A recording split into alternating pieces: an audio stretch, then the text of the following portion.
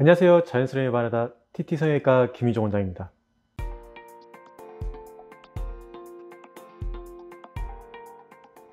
지방흡입 수술 많이 하는 수술입니다.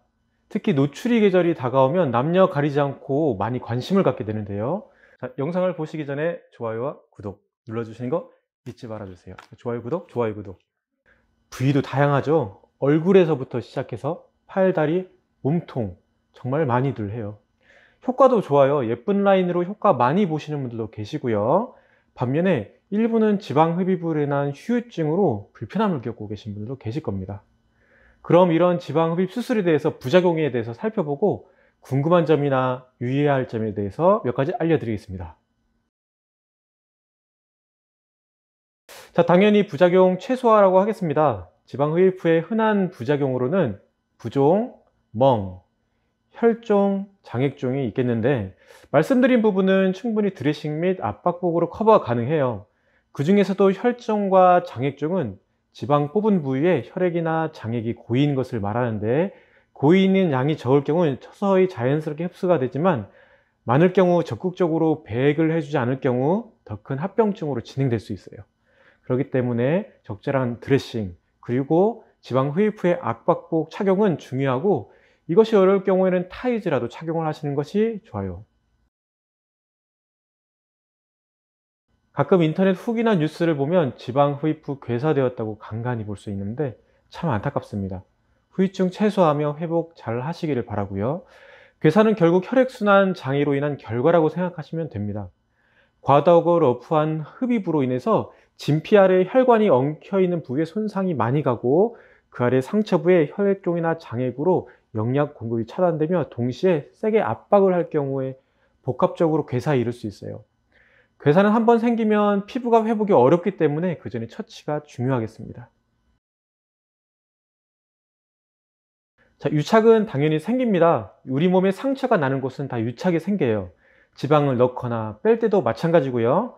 바이오분들하고 표현 많이 하시는데 한두 달에 단단하게 뭉쳐서 서서히 6개월 넘어가면서 부드럽게 풀립니다. 하지만 보통 지방 흡입 후에 흔히 말하는 유착은 특정 부의 과한 흡입으로 인해서 생기는 유착이라고 하겠어요. 그리고 피부 탄력도 떨어지고 여유 피부도 많은데 지방을 너무 과하게 뽑아서 전반적으로 우글거리는 모양의 결과가 나오게 돼요. 자, 환자 컨디션 및 상태 아주 중요해요. 지방 흡입은 부위에 따라서 자세가 달라지기도 하고, 대용량 지방 흡입 시 많은 양의 체액과 혈액이 로스될 수 있기 때문에 환자 컨디션을 보는 건 당연히 아주 중요합니다. 그리고 수술 중에 지방 흡입하는 부위 모양에 최대한 신경을 쓰는데요. 울퉁불퉁하지 않게 예쁜 모양이 나올 수 있도록 최대한 신경을 쓰게 돼요. 또한 절개 부위에 신경을 많이 씁니다. 최소한 절개로 그리고 최소한의 포트 수로 진행하는 건 당연한 일이고요. 그 포트를 통해서 캐뉼라가 수없이 많이 움직이기 때문에 상처 관리가 소홀하면 상처가 잘 낫지도 않을 수 있고요. 흉이 크게 남을 수도 있어요. 자, 지방 흡입이기 때문에 당연히 지방량이 많아야 효과를 잘 보겠죠. 그 다음에 중요한 것이 피부 탄력이 좋아야 돼요. 지방 흡입하게 되면 뽑은 공간이 그대로 있지 않고 이 부위가 달라붙으면서 효과를 보는데, 탄력이 떨어지는 분들은 당연히 이 과정이 떨어질 수 있어요. 그리고 같은 볼륨에서 근육이 많으면 상대적으로 지방은 적겠죠. 그렇기 때문에 일단 지방량은 많아야 되고 피부 탄력이 좋아야 되고 근육량이 상대적으로 적은 것이 좋습니다. 이건 불가능합니다. 상담하러 오셨을 때 제일 우려스러운 부분 중 하나예요. 지방 흡입으로 뽑을 수 있는 곳은 피하 지방이지만 살찔 때는 피하 지방뿐만 아니라 근막 아래 내부 조직에도 같이 찌기 때문에 살찌기 전과 완전히 동일할 수는 없어요. 자, 지방을 제거하게 되면 그 부위 지방 숫자 자체를 줄이기 때문에 지방 수 자체가 다시 늘어날 수는 없어요. 하지만 체중이 올라오게 되면 그 남은 지방들이 커지면서 찌게 되지만 다른 부위에 비해서는 상대적으로 덜 찌게 돼요. 대부분의 경우 그렇지 않습니다.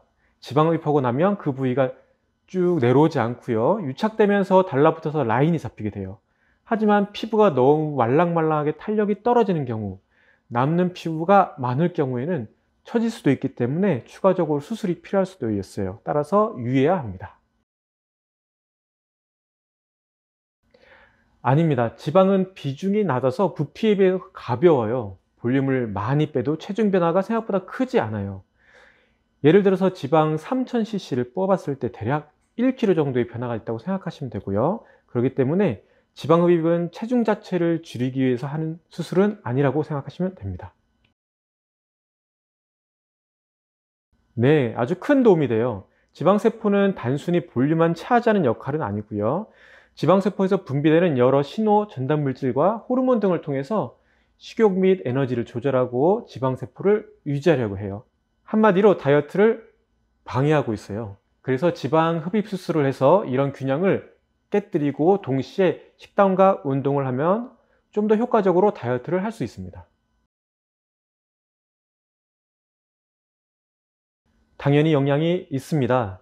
자, 지방층에는 지방과 연부 조직이 얽혀서 있어요. 그런데 이런 곳에 예전에 많은 시술과 시술은 여러 흉사를 만들어서 지방을 흡입을 하는데 방해할 수 있어요. 하지만 너무 과하지 않은 수술과 시술 같은 경우에는 이제 지방 흡입을 하는데 크게 지장은 없습니다.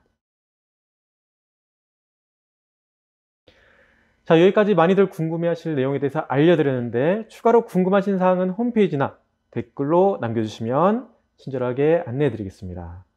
자, 지방흡입은 잘 이용한다면 정말 효과를 많이 보는 좋은 수술이라고 생각합니다. 하지만 정말 중요한 점은 난 지방흡입 하나로 끝낼 거야, 뼈만 남길 거야, 이렇게 절대 무리해서 뽑지 마세요. 지방을 뽑는다고 해서 예전 살찌기 전 모습 그대로 되지 않는다는 점, 그 다음에 지방흡입 후에 식단 조절 및 운동을 같이 병행해야 효과가 좋다는 점을 명심하시고, 그리고 추가적으로 수술 후에도 유의사항을 잘 따라온다면 부작용을 최소로 한 예쁜 라인 만들기 어렵지 않겠습니다. 자, 안전하게 지방 흡입을 하고 그에 따라서 예쁜 결과를 위해서 당연히 상담을 제대로 하시고 수술 그리고 회복까지 이렇게 예쁘게 잘 이어지길 바라면서, 자, 오늘은 여기까지 하겠습니다. 지금까지 TT성형외과 김희종 원장이었습니다. 구독과 좋아요 눌러주세요.